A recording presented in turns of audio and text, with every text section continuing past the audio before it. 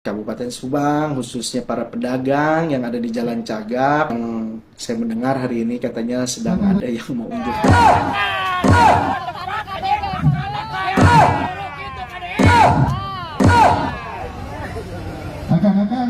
rasa ke kantor Pak Gubernur.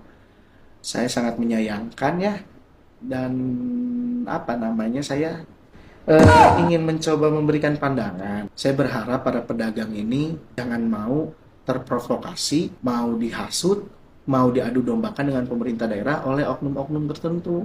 Oknum ormas, oknum LSM, kita bisa sama-sama menilai itulah. Sehingga saya berharap para pedagang tidak terprovokasi, karena pada prinsipnya silahkan para pedagang tanya kepada daerah lain. Ada tidak daerah lain yang melakukan penggusuran, dagangan pedagangnya diborong oleh pemerintah. Walaupun pemerintah nggak ngambil barangnya ya, itu dibagikan lagi ke masyarakat. Uang tunggunya akan diberikan selama 2 bulan, lalu akan ditata lagi, ditempatkan di tempat yang layak dan untuk menjadi daya tarik peningkatan ekonomi. Ada nggak coba cari daerah lain yang sebegitu mengurusnya tentang pergusuran?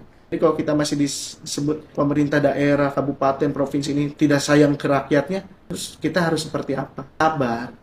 Uang dagangan sudah kita ganti. Sekarang tinggal uang duduk 2 bulan. Jujur, uang duduk 2 bulan itu, uang ganti rugi 2 bulan itu akan kita berikan di minggu-minggu ini rencananya. Tapi begitu ada kejadian ini, ternyata kok pedagang mau dihasut, mau diprovokasi, saya akan menunggu dulu dengan Pak Gubernur. Akan melihat dulu seperti apa.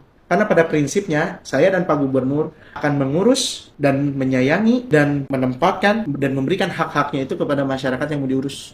Jadi kalau pedagangnya tidak mau diurus, tidak mau ditata, tidak mau berkolaborasi dengan pemerintah daerah, ya silakan. Nanti uang ganti rugi, penempatan laginya nanti silahkan mintanya ke koordinator-koordinator yang mau mengajak teman-teman pergi ke gedung sate hari ini. Karena jujur, sebetulnya pemerintah daerah itu tidak ada kewajiban untuk memborong dagangannya, untuk memberikan uang tunggunya, untuk menempatkannya. Karena dagang sendiri itu kan berdiri di tanah yang tidak seharusnya. Jadi kalau kita disebut kita tidak sayang masyarakat, harus seperti apa lagi kita melakukan hal-hal seperti itu? Karena ini kan uang bukan uang kecil, teman-teman harus tahu ada 400 yang kemarin masuk datanya ke saya, pedagang di Jalan Cagak sampai Tambakan itu.